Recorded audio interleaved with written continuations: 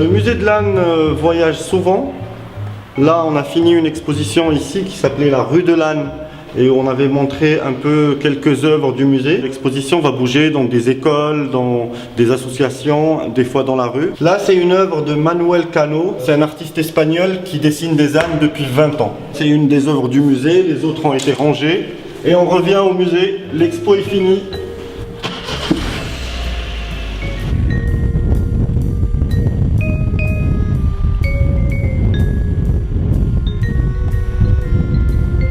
La Honda, c'est comme l'âne moderne. Hein.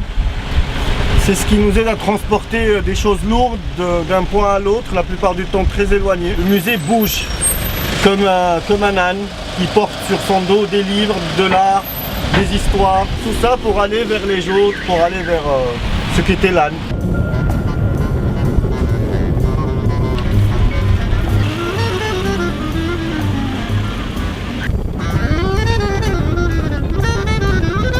Dans la plupart des villes marocaines, l'âne est encore présent. C'est encore un animal qu'on voit chaque jour, qui fait des travaux quotidiens. Dans les médinas, par exemple, on ne peut pas se passer de l'âne, les voitures n'ont pas accès, les rues sont trop petites. Et l'âne sera éternellement lié à l'histoire de Fès. Dans le passé et comme dans le futur. Marrakech aussi, Meknès, Chefchaouen et plein d'autres médinas ont gardé l'âne. En France, au Maroc et dans certains pays aussi. Le mot âne est une insulte et c'est surtout pour ça qu'on se bat, pour que le mot âne devienne juste le nom d'un animal qu'on devrait remercier pour tous les efforts qu'il a fait pour nous.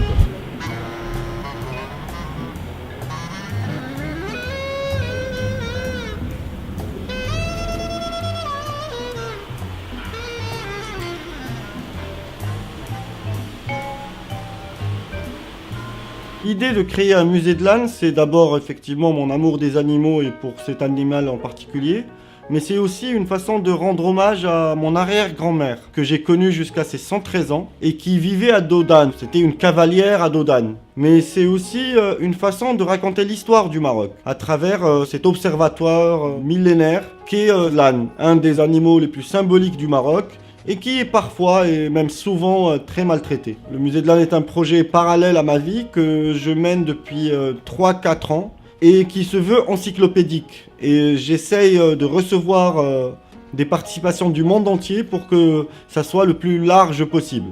Ça va de la gastronomie, des cosmétiques, histoire, géographie, un peu de science, beaucoup d'artistique, de la littérature. On a des pièces de théâtre un peu moins connues mais qu'on a aimé et qu'on a accepté d'introduire. Je ne suis pas un âne, c'est une pièce en darija. Mémoire d'un âne de la comtesse de Ségur. Le Mallem Ali, et ça parle de la vie de Fès dans les années 40, 50 jusqu'à je crois 70. Et ça peut continuer sur énormément d'autres livres. On a bien sûr les fameuses fables. En hommage à l'âne, c'est le fameux Bresson. On a aussi ce film kurde qui est magnifique. Et on a aussi un vieux western, mais toute la collection est beaucoup plus vaste. On fait des commandes un peu partout dans les sites internet. Et on essaye de finir la collection qui s'avère énorme. J'ai choisi aussi le quartier parce que c'est le quartier le plus proche du port de Tanger. C'est un quartier populaire, difficile d'accès. Et je vois les gens du quartier qui, depuis que l'âne n'est plus vraiment autorisé en ville, se retrouvent à un peu être handicapés tout en étant au centre-ville.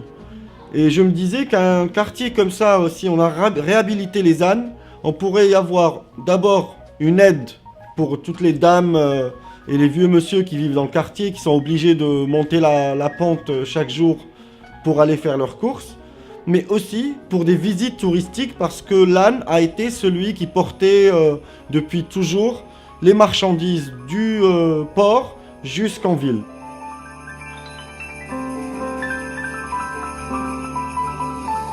Le dernier arrivé, fraîchement arrivé des États-Unis, et c'est dans la section Histoire.